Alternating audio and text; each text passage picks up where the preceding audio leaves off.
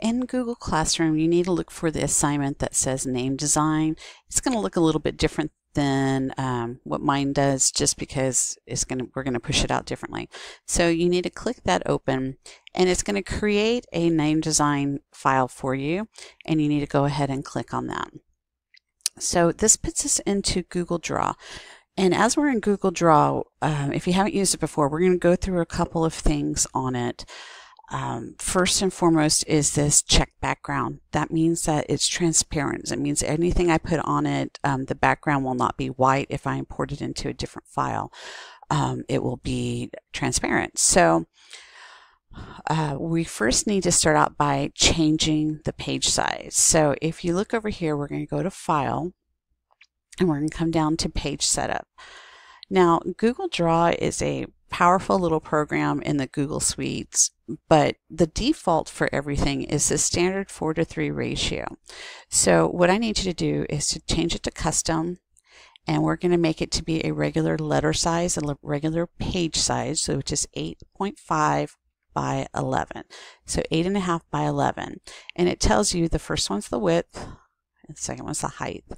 It does have other options here if you need to change the units, but for us, we're going to stick with this one. So click OK. And so I've kind of tried to crop my image so that you could see the board okay. So this gray area back here is like a desk space, a workspace. This is the live area. And the first thing we need to do is put a background in there. And so I want you to right click anywhere. So that's using your mouse button, right click, hit background, and we're going to pick a black background. One of the things I'm going to ask that you do with this assignment is do how I'm doing it and set it up like I set it up. While we're doing it, you will have a time to change it and customize it at the end. But as you're learning the program, let's go ahead and create it the way I'm doing it and using the words I'm doing it. So we're going to come up here to Insert. And when we come to Insert, I want to go down to WordArt. And you're used to WordArt from files like Microsoft Office. And this is going to be a little bit different. So the first thing I want you to do is to type in rudder. And then use Enter to enter the text. And what this does is it gives us a text, and I'm pulling it off to the side so that you can see it has that outline in it. So if I highlight this text, you will see up here that I have my fill color and my border color. So my border color I want to set to transparent, and this fill color I want to set to white. So I'm going to put that back over here. See that red line? Well, what that red line tells us is that we have hit vertical center. So if I want the horizontal center and the vertical center, I would pull it down until I see the crisscross happening of that. So that automatically centers your text for you, which is a really nice feature. So there, I have rudder. I want mine more up to the top. We're going to work on changing the font. So when I select this text, one of the good things about using WordArt and Draw is that you can drag and it'll resize it. We'll deal with that in a minute. But I want to change the font. And I have some preloaded fonts that you may not have on your computer. So the way you get more fonts is you come up here to More Fonts. And you can see the Google selection fonts that they provide for you. And you can pull it down and think it's not a lot. And then as you get to the bottom, if you notice my slider bar keeps readjusting because there is more and more fonts. It just keeps going and going. And so you can look for a certain font. This Bench 9 looks good.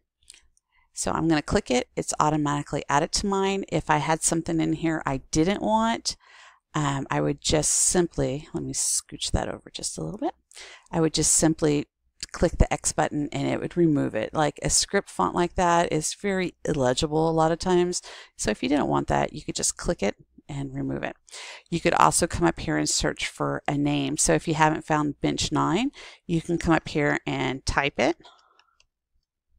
and it would come up. All right, so those are some ways to do that. Click OK and it's now there, and we've now added bench 9 to this.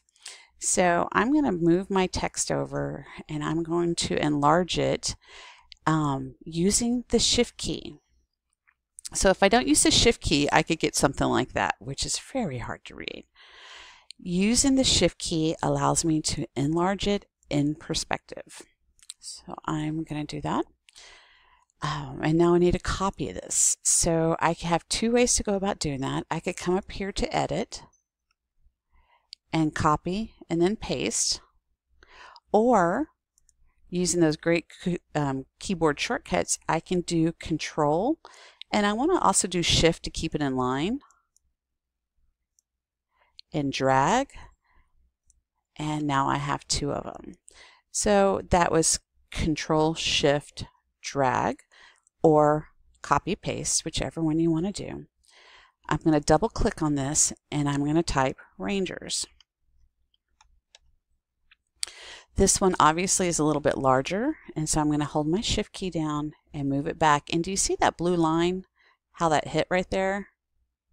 Right there? That lets me know it's the same width. And so that helps. It helps you do that. So, geez, I'm not liking that font too much. I like in the Rangers, but not the Rudders. So let's go back and change that. Just as a reminder how to do it, I'm going to have my selection tool. I'm going to select it, and then I'm going to come up here, and I'm going to try one that I have called 6 caps. Here's the name of it if you need to search for it. And I'm going to increase that to be the width, and then I'm going to pull that down. I'm kind of liking the way that looks, mostly. We'll see. We'll stop playing. I'll squish that up a little bit because I just can't stop myself. All right. I really like that G. That's really pretty. So, one of the things I'm going to do is show you about some shapes. So we're going to insert some simple shapes. So again, think about what you're going to do. I'm going to insert. So I'll go to the Insert tool. I'm going to go to Shapes, and I'm just going to draw a circle. So to keep it a circle and not an oval like that, what I want to do is when I go to that Insert Shape Circle, I want to hold the Shift key down, and that keeps it a circular item no matter what. And so right there, that blue line with the bars is telling me it's the same height as that word Rangers. Do you see that? All right, so I release it. And if you haven't noticed, Google's default is this light blue color with a black outline. I want to make my outline transparent, and I want to change it to be white. So are we centered? We are centered. There we go. So that was pretty simple. I might want that a little bit bigger, and a way I can do it, since it's already centered where I want it, is I can hit Control, Shift, Alt, and it comes out from the center like that. So that's 3 keys, Control, Shift, Alt, and what it's doing is it's enlarging all sides from the center. So that looks pretty neat, right? Well, the Ranger, we need some more in that little circle. So let's add in a smart shape. So when we go to Shape and go to our shapes, I'm looking for this donut area right there. And it's a smart shape, and I'll show you what that means in just a minute. So I want to do a smaller circle that's going to fit inside, kind of like that. I'm going to go ahead and change my border to be transparent and my fill to be black because it's on top. Now the smart shape is this little yellow diamond right there, or I guess I should say rhombus, and that allows me to adjust that inner ring like that. So I can make it really teeny tiny. I can make it really close, kind of like that. And I actually kind of like that one.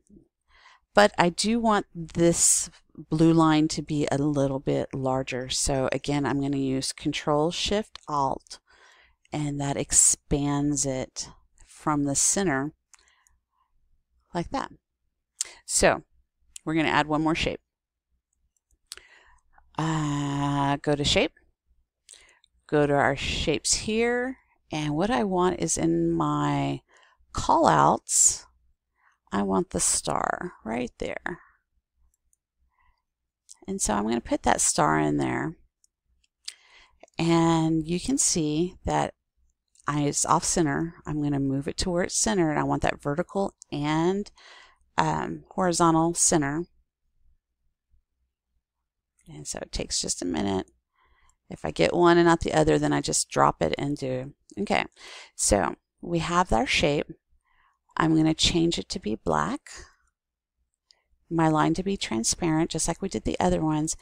And this one too, whenever you see that little yellow diamond, means it is a smart shape, and I can change how my points are. I can make them really skinny like a starfish. I can make it a little bit less if I want a chunkier looking star.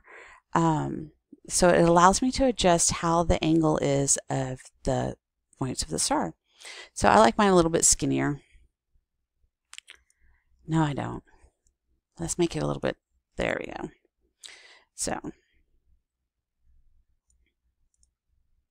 ta-da! Okay, so we did our Rudder Rangers 1. So what I want you to do at this point is the following. I want you to do your first name, last name, and then do a layered symbol like this. You can choose your fonts.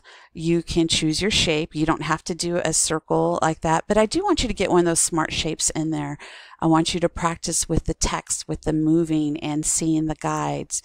Remember, you can right click to change your background. And so maybe I want it to be a bright blue. Okay, so you can start adjusting with it and customizing it at this point. All right, so if you have any questions, let us know, but otherwise you can change this to be